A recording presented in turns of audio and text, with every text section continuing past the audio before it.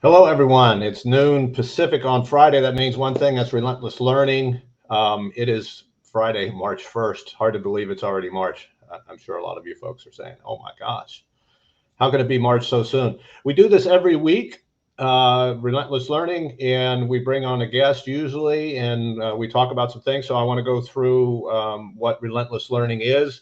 We've got quite a few people here. I'm very excited about this show. I've got Tanner Wortham is sitting in the green room. I can see him there. We'll be bringing him on here in about 15 minutes, and he's going to talk about his experience with the military. And I'm very excited for it. And I've known Tanner for some time, but we'll get into that in a little bit.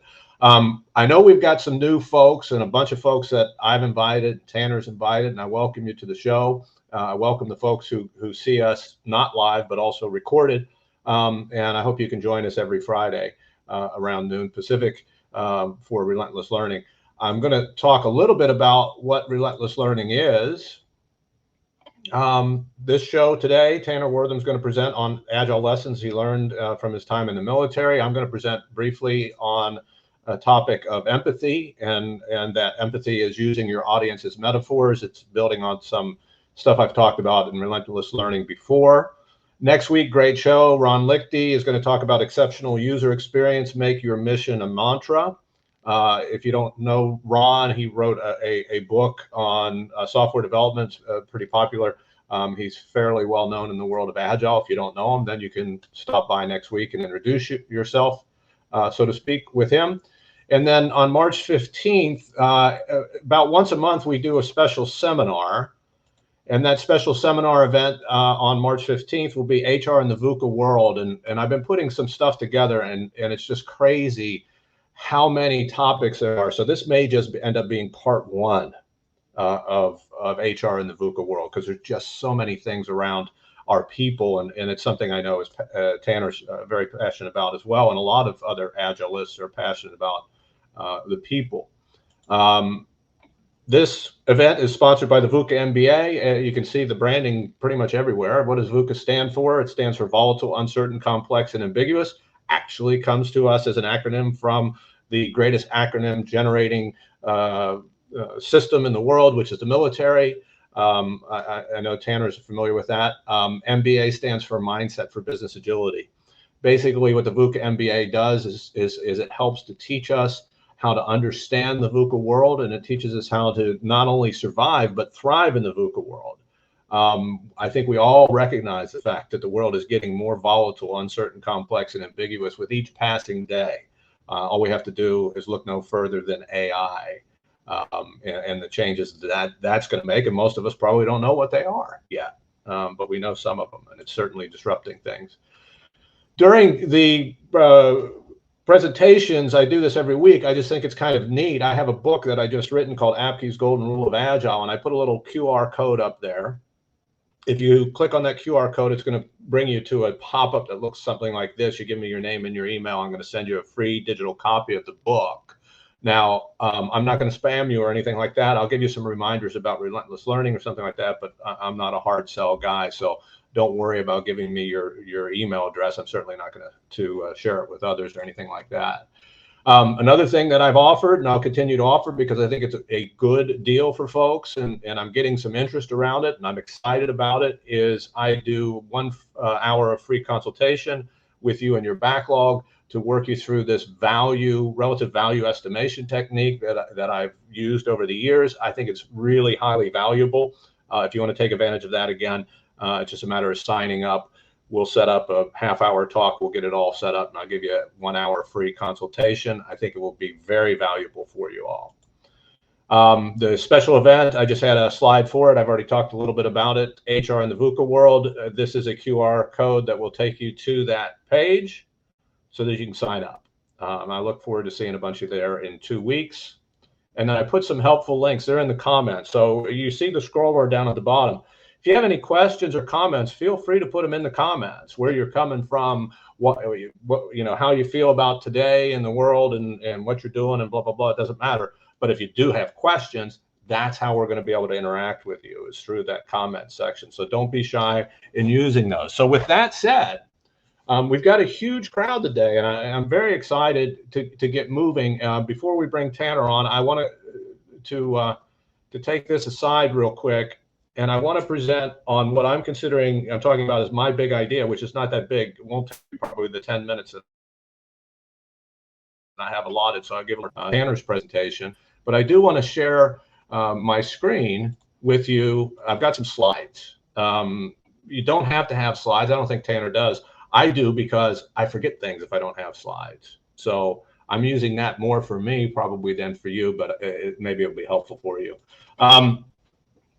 I talked about metaphors as a bridge to seeing things differently, and I'm very big on that subject. And the more and more I get out in this world, this VUCA world, and I talk with people and I work with large companies and transformation and everything, I think it's really important how we see the world. I think Agilists, not maybe the Agile industrial complex, which sometimes we complain about, but Agilists, people who are concerned about agility, we see the world sometimes different than other folks. We have our own lenses and mental models. And I think it's really important how we see the world, because it determines what we think about the world and how we behave in the world. So if you need somebody to see things that you're seeing, or you want somebody to see things that you're seeing, then how do you go about doing that if they've never seen these things before? And we do it in education by doing having a common vision, and that common vision is generally through metaphors. We have some kind of bridge that we use. It's metaphors, similes, etc., stories sometimes. And these things are really important and critical. And as I was reflecting on it, that's not the big idea. I've already done that one. But as I was reflecting on this concept of metaphors being so critical to the work that we do, especially in what I would consider organizational and individual change, because organizational change may be slightly different, but if we can't change the individuals in the organization, we're probably going to not be too successful in overall organizational change. I don't want to say they're the same thing, but they're very similar. And we have to win the hearts and minds, so to speak, of the people, and we have to be able to get them to see what we're seeing.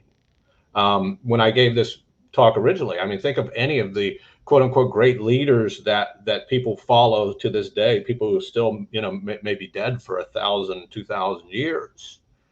It's the vision of the world that we follow. It's the vision of the world that inspires us. And they did speak in metaphors in the Bible. They're parables. They're just metaphors, right? So the big idea was, when we're trying to connect with people and get them to see the world the way we see it, we have to choose metaphors that are our audience's metaphors. And this is something that kind of went past me for a while. And I'm just kind of getting on to it now, because it does make sense. I have a whole box of metaphors, but if my metaphors are something that you don't have experience with, it's not going to do us a whole lot of good when I try to bring you from one side of the bridge to the other side, so to speak. And so I think that a good term for this is empathy.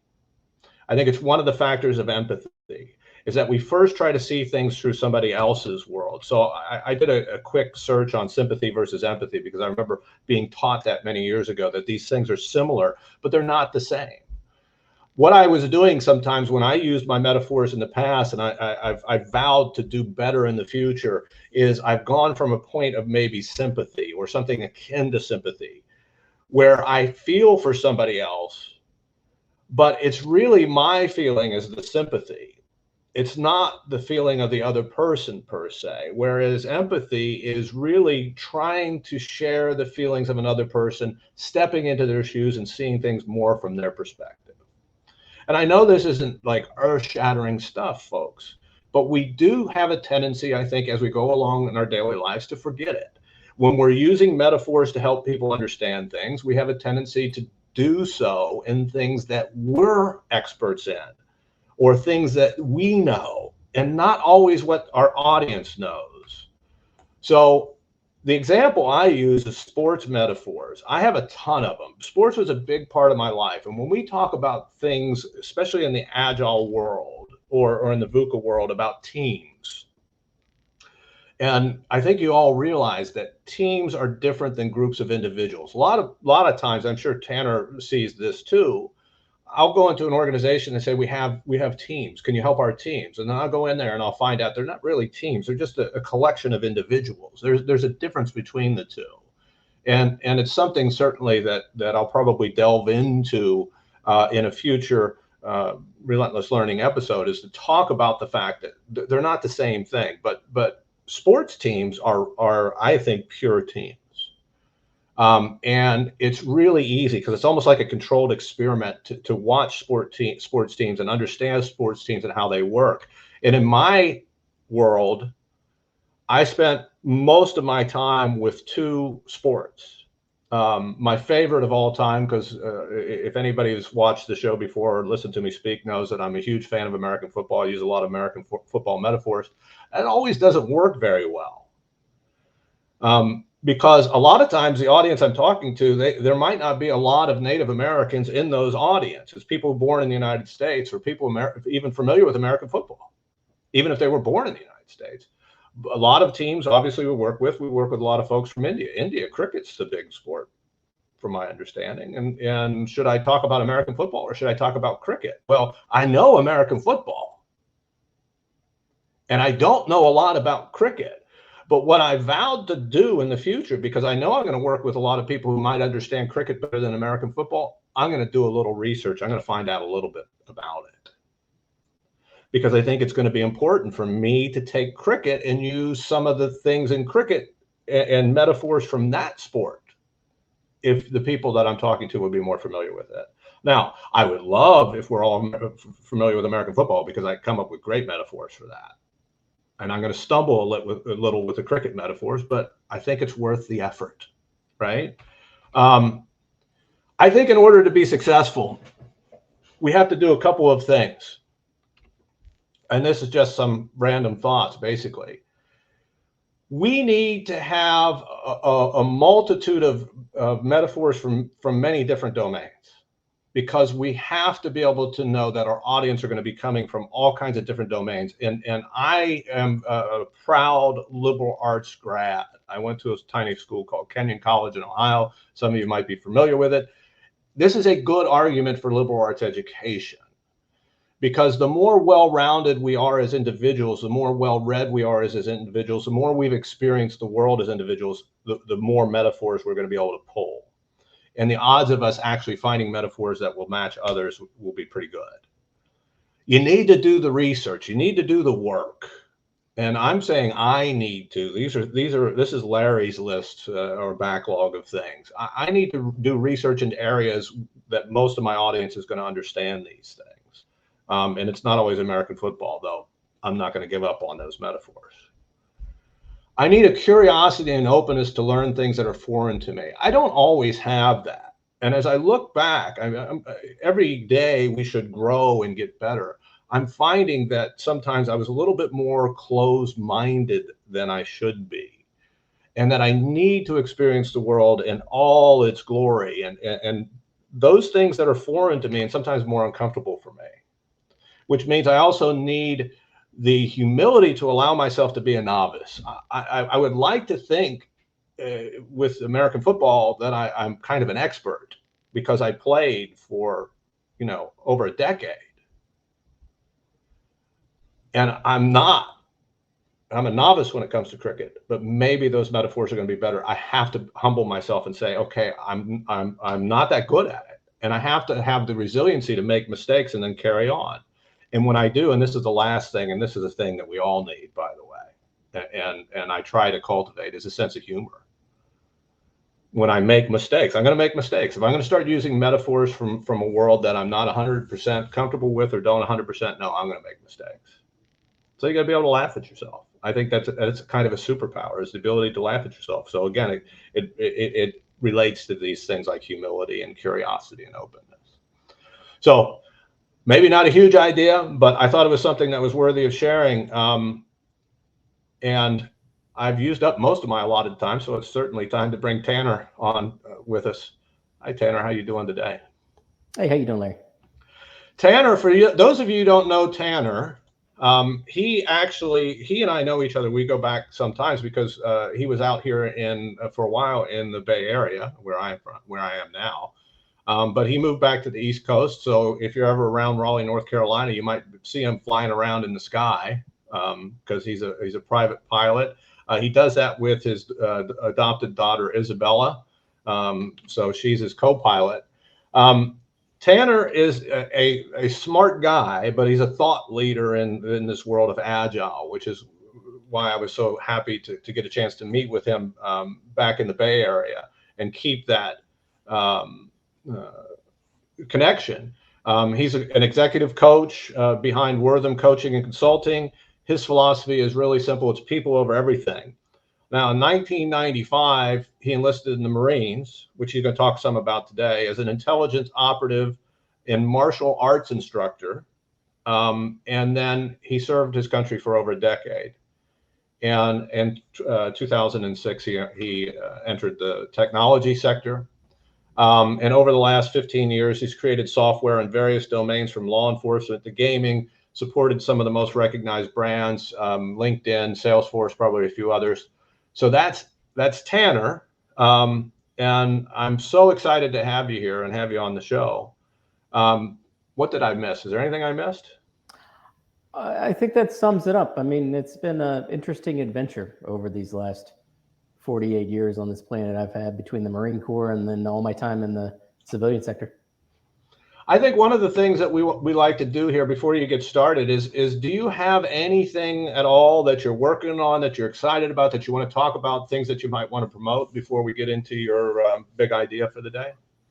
Well, I mean, I've been working for myself for a year now, and I'm absolutely loving the journey. And I'm also looking to help as many people as I can in different ways. I got to say, just working for yourself and helping others is a lot more fun. Showing up and having meetings on your calendar that you want to be at is a lot more enjoyable. There's not a big thing that I'm working on right now. I mean, I guess the big thing is me or my instrument rating. I'm working on that right now as a private pilot. That's my Friday morning, so I'm a bit exhausted at the moment, but it was a good time. So, I mean, I guess my point is this working for myself thing is fun. It's even more fun for some of the people who are out there. If you're interested in working with me, you'll see my URL right there on the screen. Hit me up, set up some time. I'd love to chat. Right, and you did put some links in the comments so that people can follow up on that too as well. And I think you put a Calendly link in, which is great. I have mine in there too. If you want to set up some time with Tanner, follow that link, set up some time. I'm sure that you will enjoy the conversation. I think you'll get a lot out of it. As I expect, we're going to get a lot out of your talk today. So without further ado, I'm going to get out of the way and let you go ahead with that. I want to remind people before I do step off, we do have the ability to post in the comments. So if you have questions, comments, concerns, anything you want to do, you can use the emojis, which are kind of fun on there. We can't see you guys, so we don't know who's there because of the technology. So, please feel free to say hi in the comments, and we'll certainly address those after Tanner's talk. So take it away, Tanner. All right. Thanks, Larry. So like Larry had pointed to, I spent a decade in the Marine Corps as an intelligence operative and martial arts instructor. Used to support NSA, CIA, SEAL teams, doing a whole bunch of super secret stuff. It was a really good time. Spent time in Cuba on both coasts, doing lots of stuff.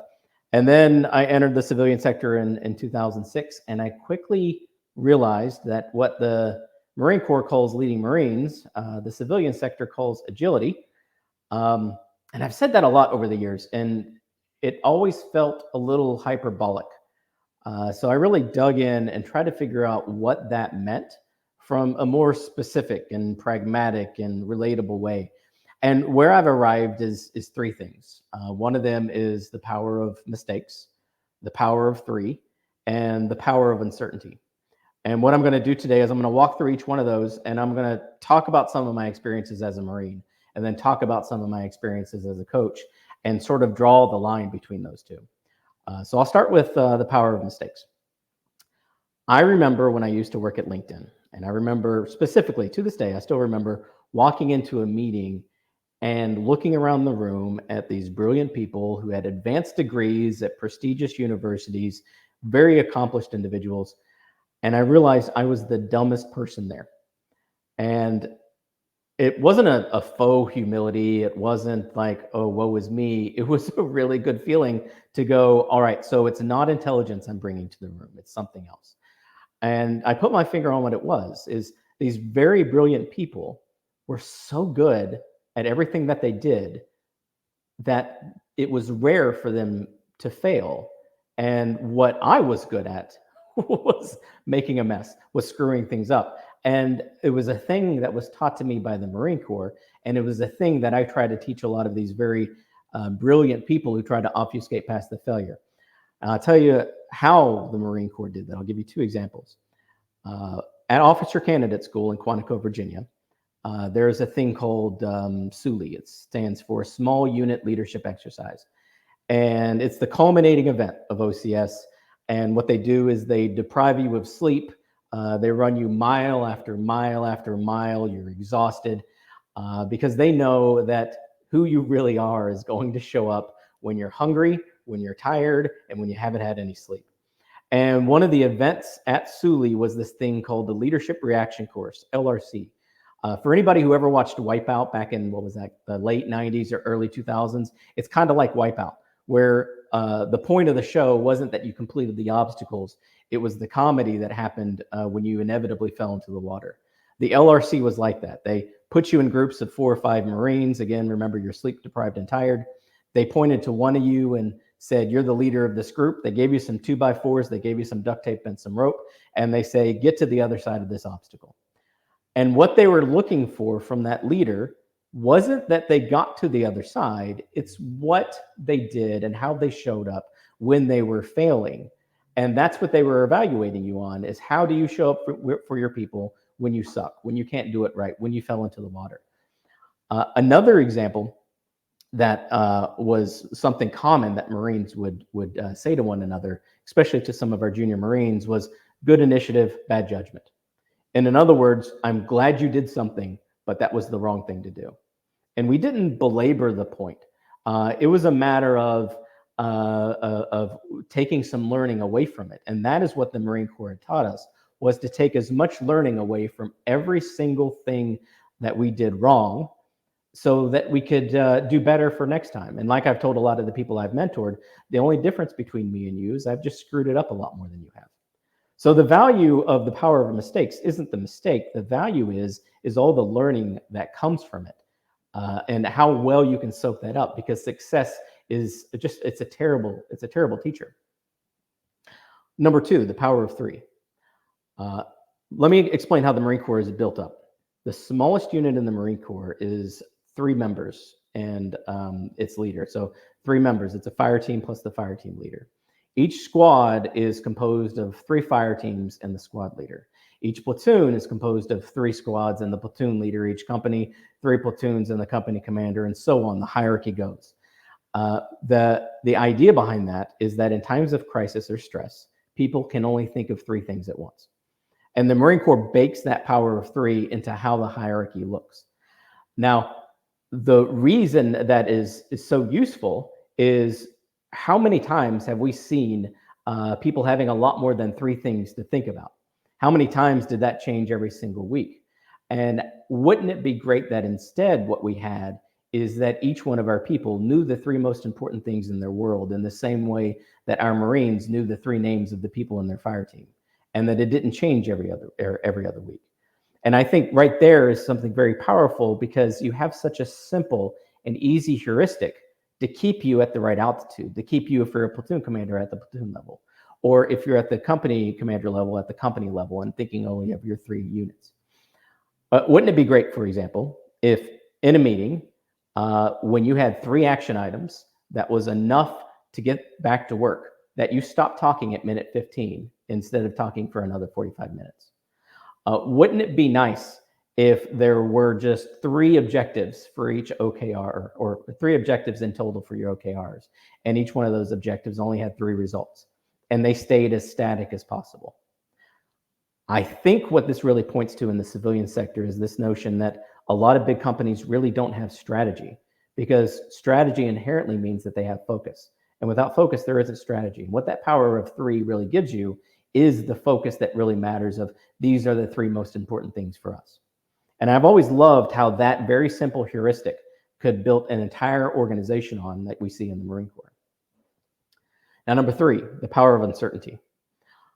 Some of you might have already noticed that by using the power of three, it creates for a very tall organization.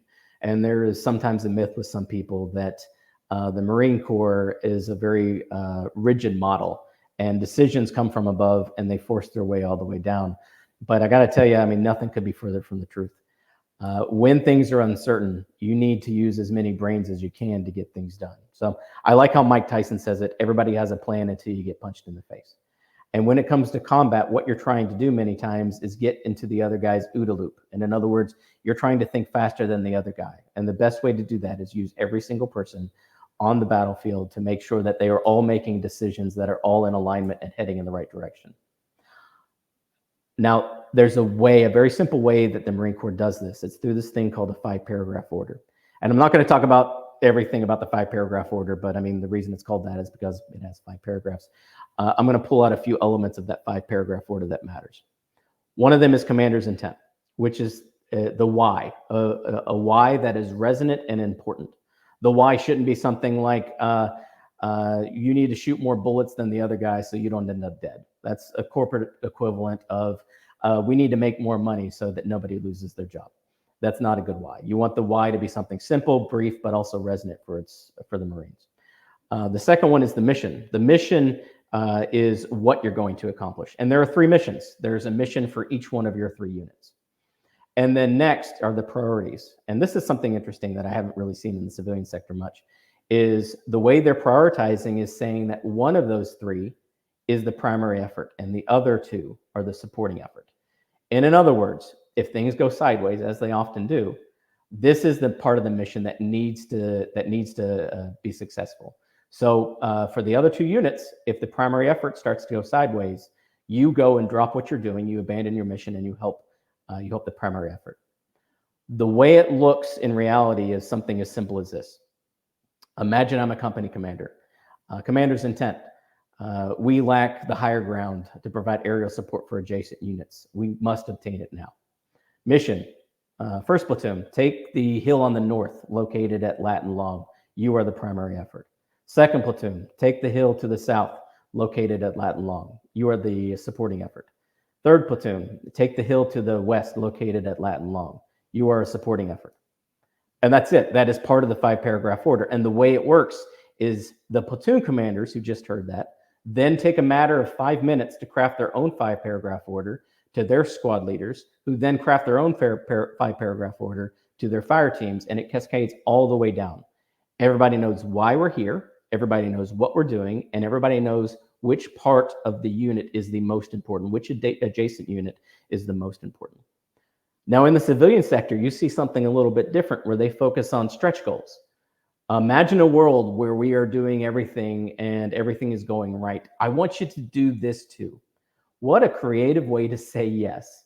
But in our uncertain world, that's usually not what happens. What happens instead is something's going to go wrong. So isn't it a little bit smarter to focus on what might go wrong in that uncertain world by providing a supporting effort and providing the primary effort and looking at things from less of an ego point of view and more of a team point of view? And I got to tell you, if there's any place where there's a lot of ego, it is the Marine Corps. And if there's any place where there's a lot of alpha people, it is the Marine Corps. So if the Marine Corps can find a way to remove ego from the equation in order to accomplish the mission, it is a great sign for engineering teams, I think. So again, those are the 3 things. The power of mistakes, which the real value is the power of learning and soaking every inch of it up. The power of 3, which the real value of that is knowing what, having a simple heuristic and knowing how to focus on the right things. And the power of uncertainty is really decentralized leadership, unleashing the brains of every single person you have so as many people as possible can get the job done. So when people talk about, or when I talk about what the Marine Corps calls leading Marines, the civilian sector calls agility, those are the 3 things. There's probably more when I think about it later. Those are the 3 things that really show up for me that matter the most. So that's it for me. And you know, if some of what I'm saying here resonates with you, give me a call. Let's set up some time. I'd love to talk. I'd love to bring some of this into your own organization or to bring it to you as your leadership coach. or to help you get whatever it is you're after in whatever way you need. I'm always here to sit down and get to know someone new and help them accomplish their mission.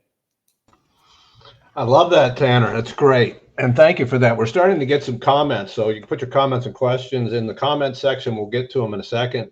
Before we do, just briefly, as you're talking, I'm thinking to myself, and we don't do this on purpose. I mean, I pick a topic and my guest picks a topic. Sometimes they kind of meld together.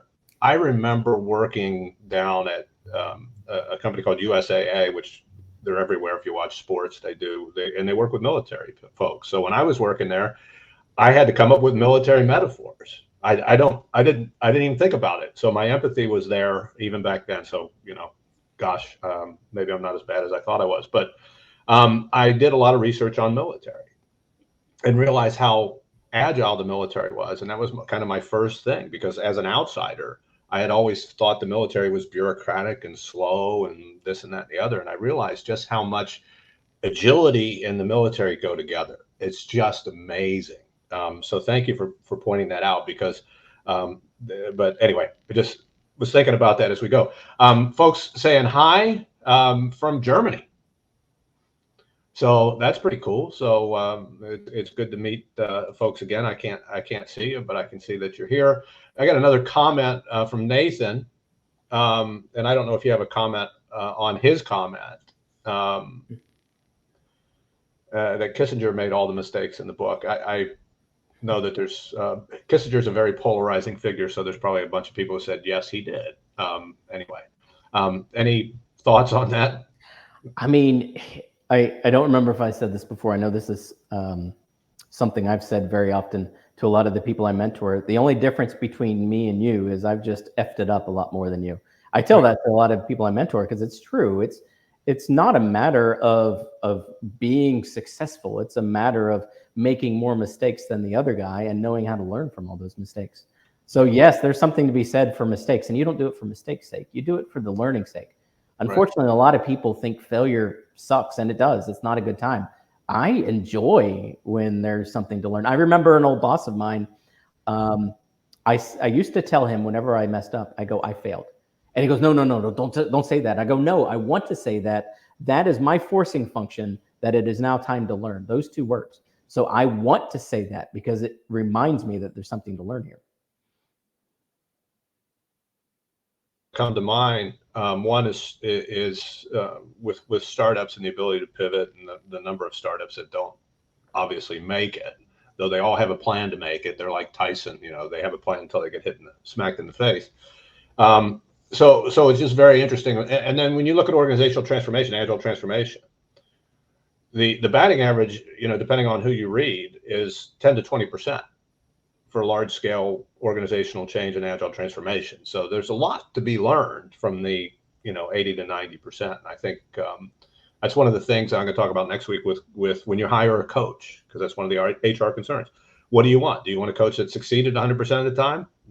No, because they're probably lying, and two, they haven't learned anything, right? Other questions from folks coming in hot and heavy. Nathan again, don't you run into changing realities and missing prep work and options if you have a max of 3 action items? Yeah, perhaps. I mean, I use that example as rather a polarizing one. What matters, I suppose, isn't the 3. It's knowing when you've reached enough. I'll give you another example, unrelated to meetings. What I've seen, at least my own experience, so I shouldn't speak for others, but at least what I've seen for myself, is when you have a one-on-one with your boss, you usually end up with a lot more work to do. Wouldn't it be nice that instead, when you have a one-on-one with your boss, he's helping you take things off your plate so you can focus on the 3 things that matter, or the 4 things that matter. The 3 isn't what matters. What matters is the focus is real. And right. I think that is sort of my point around the 3 action items. Yeah. And I think it's a great point, because I mean, I think a lot of folks know that I'm a big fan of Reinertsen, and we talk about the things that help us to reduce cost to delay and get things delivered to our customers sooner. And one of those things is reducing work in progress. That's kind of like a cornerstone of agility, right? So the Marine Corps has it baked in, says, look, you got 3 things, right?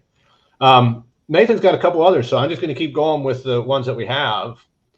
if you abandon your task to help put a wing on and door bolt screws don't get screwed on tight enough, is that a problem? So in other words, I think that comment was around the primary versus supporting effort. If you're in the middle of the mission and you abandon it because the primary is starting to suffer, what about the supporting missions? Is that the thought here? I don't know. We can't have the interaction. Let's just assume that that's what it is and answer that one. I mean, there's something to be said for that. I think that it comes back to, what really matters is this one thing, not 5 things, not 10 things, not 20 things, but what the one most important thing is. So that you abandon it if necessary. Now, you don't want to. In fact, if you could get your way, you're going to accomplish all of the missions that you set into. But sometimes that's just not realistic. Many times, most times, that's not realistic. Got a question in the Marines. Who decides on how things are done? I like that question. I mean, it's funny. I think you almost heard it when I was talking through it. The commander's intent is giving you the why. The mission is giving you the what, and then it cascades down. So when that platoon commander goes and gives his own mission, he has then broken that what down into 3 pieces for each one of his squads. What I'm imagining as the how is 2 things. Number 1, when you decompose the what, some of the how also gets figured out along the way. And then when you get all the way down to the fire team, those are the people really doing the work. That's when the last of the how is finally decomposed. So I think the how is figured out along the way, but I'll tell you this, it's up to the Marines. And like I said earlier, good initiative, bad judgment. That is a perfect example of you just did a how. I'm glad you took the initiative to do it, but that's not the way you should do the how next time. Right. Absolutely. And I remember, I think it was a quote by Patton or one of the famous generals who said, the biggest mistake is sometimes not making a decision at all. Yep. And so it fits really well. And I kind of want to get your thoughts on this, Tanner. I call the agility one of the big basics for it. And the reason that we have frameworks, so, just applying a framework doesn't work, which we all understand, but we do that because we should be creating decisioning frameworks. And what I'm hearing from you is that the Marines have created a really solid framework of who gets to decide what and how and when, et cetera. Yes. You say solid, but I actually prefer the word simple. I think what I've noticed is that incredibly smart people convince themselves that every solution requires an incredibly complicated solution. Now, when lives are on the line, like when I'm flying a plane, there's some very simple rules that I have to follow as a pilot. When bullets are flying around, there's very simple rules that I need to follow. It's funny how people find their way back to simplicity when their lives are on the line, but not when you're in the corporate world, where the worst that could happen is you don't accomplish OKR. Right. So yes, I mean, there's a buddy of mine, he dubbed a term that I've borrowed ever since, which is making the decision at the first irresponsible moment. And I've always liked that one. I mean, there's the last responsible moment, and you want to delay making a decision as far as you can, but there's also the first irresponsible moment where you waited a little too long. Yeah, just had another comment come in, so I want to make sure we get the audience's comments as well. Michael Lyons, when I was working in IT, if I made a mistake, the company's servers crashes, the business would stop, or the password security got compromised, we got hacked. Nobody would care if I learned a lesson or not. Your thoughts on that, Tanner? Yes. One other thing, okay, again, that brings me back to good initiative, bad judgment. We want our Marines learning the lessons that they need to learn when the bullets aren't flying. So we would purposely put Marines in situations where they thought they were in over their head when it was safe to do so. The leadership reaction course is an example of that. We didn't want the servers falling over. We didn't want business to stop. In the same way, we didn't want Marines to get shot. But the only way to avoid that was to put them in situations they weren't prepared for, and then give them a framework that they could learn from, and that we were there in order to pick them up, and the mistakes weren't catastrophic. So the Marine Corps purposely, it rewards failure, I guess. It rewards failure for the sake of learning, and it does so at peacetime when bullets aren't flying, rather than having to go home and tell a mom and dad that their son just got shot. And that's really sad if you could have done something to avoid that.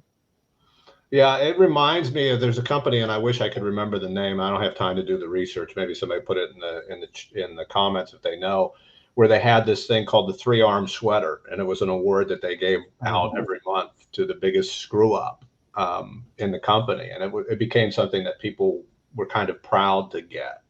They made fun of it, but they also said, "Hey, if you're not, you know, doing something, you're obviously not going to make any mistakes. You have to be out there doing something." Another comment from a LinkedIn user: I assume there's not the same level of empowerment and autonomy as in the civilian agile world. This is okay. It makes sense. What do you think? Does that make the civilian version less successful?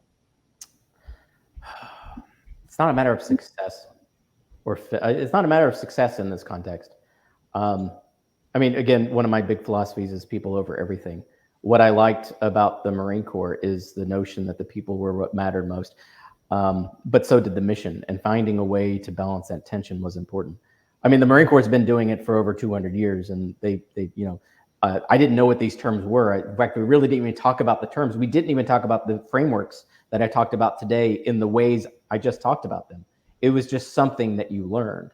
So, I mean, for me, does it make the civilian thing less successful? I don't think that matters too much to me. I think what matters, again, I mean, just like all of us, we're a work in progress. And success means continue to recognize where you could get better, and knowing to shore up your blind spots, and having the humility to admit that. So it's not a matter of success or failure. It's just a matter of appreciating the journey never ends.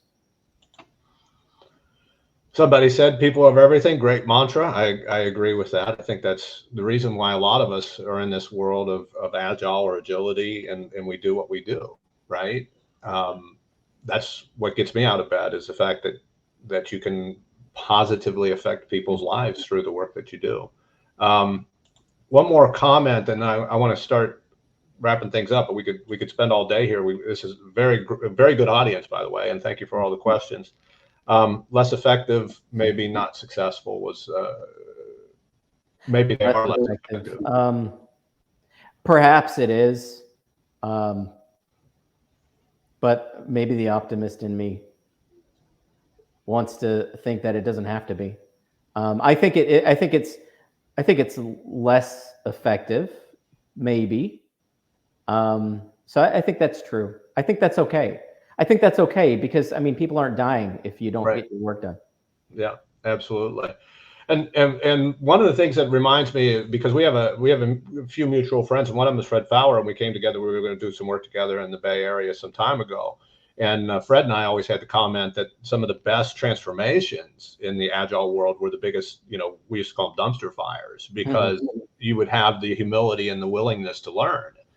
Success is not always a great teacher, is the point. I want to get into a few things, because obviously people are really, really excited about this topic. There is so much material out there, I know, because I've done some of the research. So I'm going to give a couple book recommendations, because I think that's important. I'll put them in the comments after we're done here, because I can't put them in live. But do you have any books or things that you have read that you feel are important to understanding these concepts? Yes. 3. One is, you're already going to say it. I know it's got to be on your mind. Turn the Ship Around by David Marquet. Mm-hmm. Yeah. That's one. Another one is Call Sign Chaos by General John Mattis. John Mattis was the last Marine I spoke to on the way out the door. He was my old commanding general and a legend of a Marine and our old Secretary of Defense. It was Mad Dog, right? Yeah. Oh, yeah. He did not like that nickname, though. I'm sure he didn't. No, I mean, he's like, be respectful, be kind, but have a plan to kill everyone you meet. I mean, I think that quote sums him up well. Yeah. Amazing, amazing human being who embodied compassion in a way you cannot imagine. And funny, somebody just said Drive in chat. Drive is a third one that I thought to mention, but actually now that's going to be 4.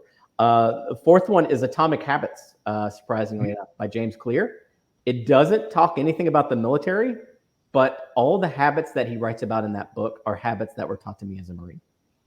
That'd be great if you could put those in the comments too, Tanner, when we're done here. I've got 2 that you didn't get to. There's many, many more, but the two that I found most interesting was The Art of Action by Stephen Bungay.